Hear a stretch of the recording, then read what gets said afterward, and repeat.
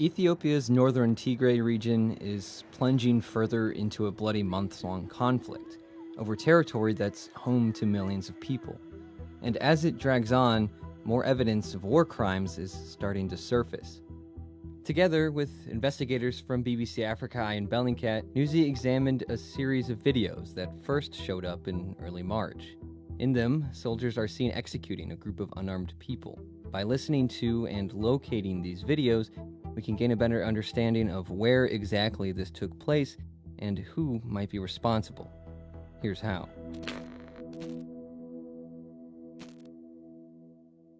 In early November, the Tigray People's Liberation Front, or TPLF, attacked government army bases throughout the region after months of growing tension.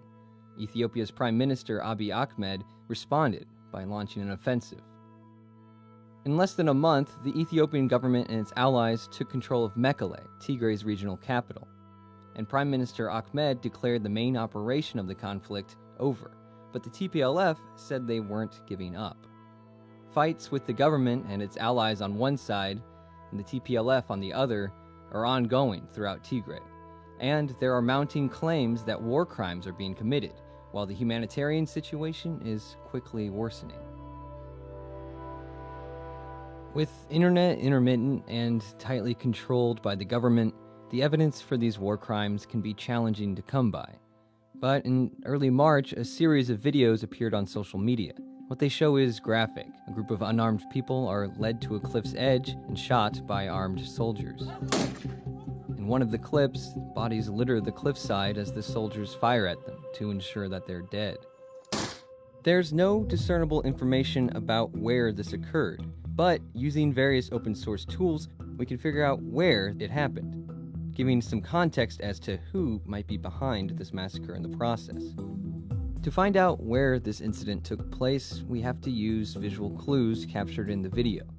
Some of the most recognizable features include the cliff's ridgeline, the mountain geography in the background, and the shadows. First, the shadows. The length and direction of these tells us that the sun was very low in the sky, either because it was rising or setting. This would mean that the ridgeline here would have to be facing either north to south or south to north. Next, the landscape. From what we can see in the videos, the terrain is distinct enough that we can tell it's most likely a plateau-like location, given the flat lines followed by the steep drop-offs. Various posts on social media claimed that the incident took place near a town called Mahibere Diego, just south of Axum. The terrain surrounding the city match up with what we see in the video, and by searching around the area, we can find some terrain that starts to match up. The mountains in the background are a little bit more tricky. While Google Earth renders geography quite well, it's difficult to really make out what we're looking at in a region like this.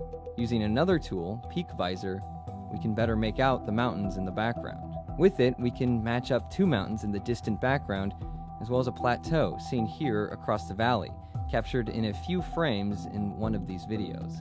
Put it all together, and we can pinpoint a very close approximation of where this incident took place, about 2 miles south of Mahibere Diego and 10 miles south of Axum. Listening to what is being said in the videos can give us some context on who was involved. While Eritrean soldiers were accused of committing massacres in Axum in late November, we can tell that these are likely not Eritrean soldiers because they're speaking Amharic, not Tigrinya or Arabic, the primary languages of Eritrea. There's also this. The word Woyane is sometimes used as a derisive way to describe people believed to be rebels or affiliated with the TPLF. For Tigrayans, because of the word's history, it has more of a respected meaning. We spoke with the International Crisis Group's William Davison, who had this to say.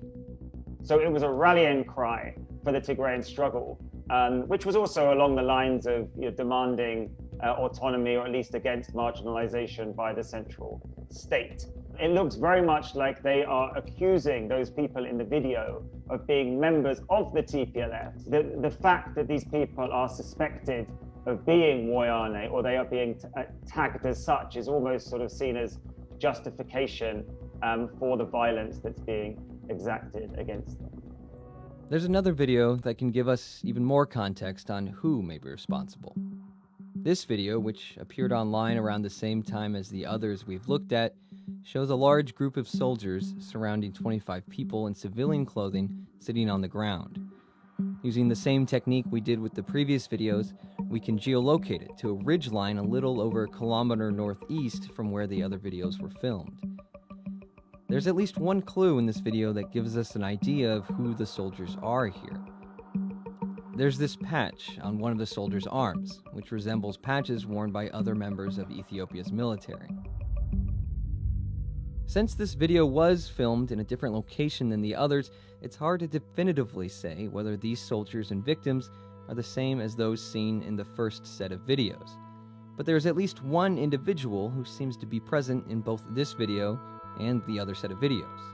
This person, wearing a red shirt and white shawl over their head, matches another individual seen being walked at gunpoint to the cliff edge in one video. And then in another video, their body is seen lying next to the cliff's edge. The massacre captured on this video is just one of many in this conflict over Tigray. This and other massacres are enough to have sparked an investigation from the United Nations, though, and new evidence could bring an even broader international attention to this human rights crisis.